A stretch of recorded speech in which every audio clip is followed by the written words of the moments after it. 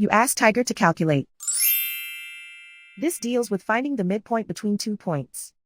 The midpoint between the 2 points is -46, -1. Let's solve it step by step. Plot the 2 points and calculate the midpoint using the formula. The coordinates of point 1 are, x1 equals -33, y1 equals -89. The coordinates of point 2 are, x2 equals -59, y2 equals 87. PM represents the midpoint of the 2 points.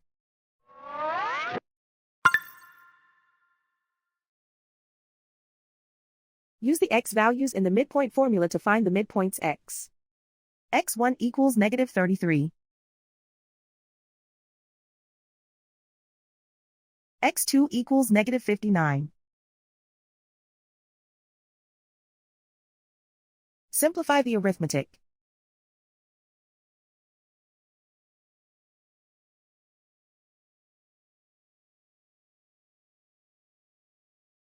Use the y values in the midpoint formula to find the midpoints y.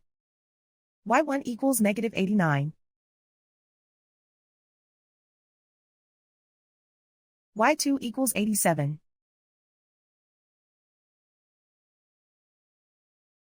Simplify the arithmetic.